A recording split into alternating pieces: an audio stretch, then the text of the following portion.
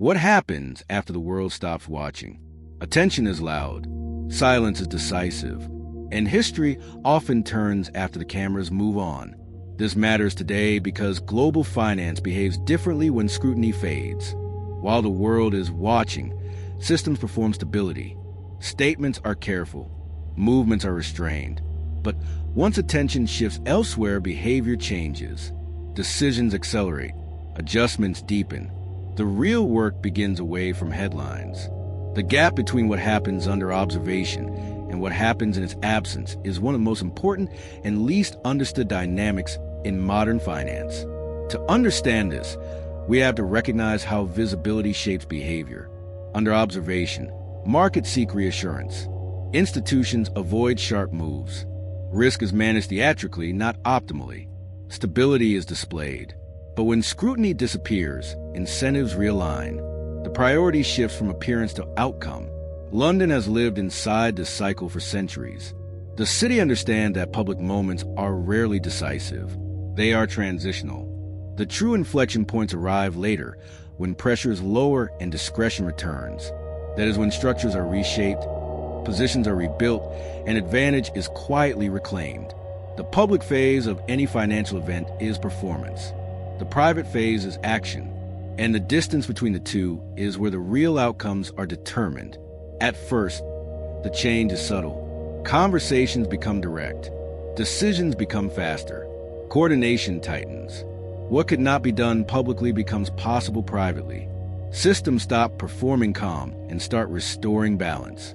The shift is not conspiratorial. It is practical, driven by the recognition that effective action requires freedom from performative constraints that public attention imposes. This is the unseen phase of adjustment, because when the world stops watching, finance stops explaining itself.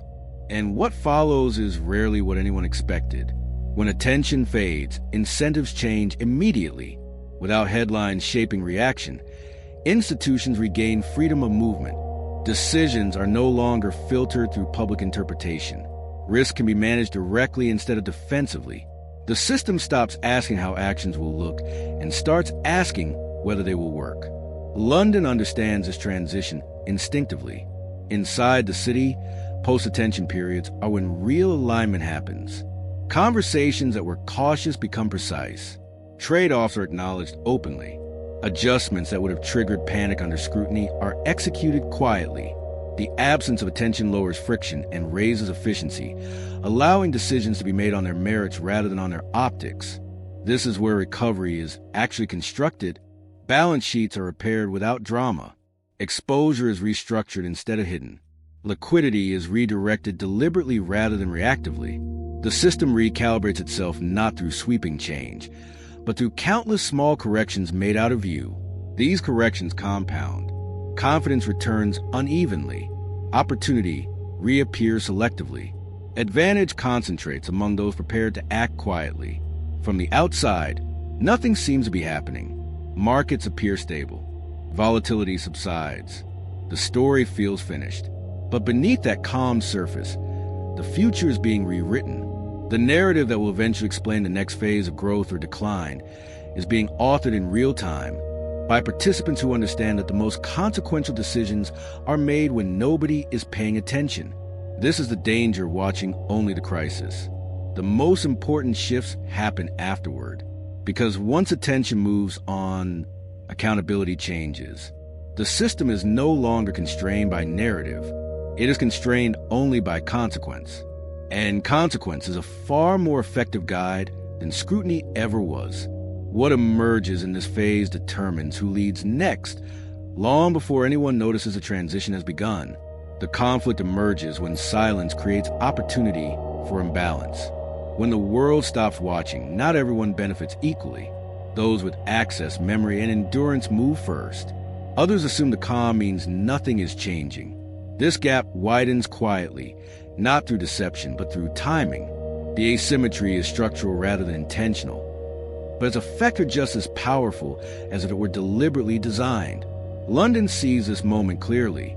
After attention fades, systems are no longer protected by narrative.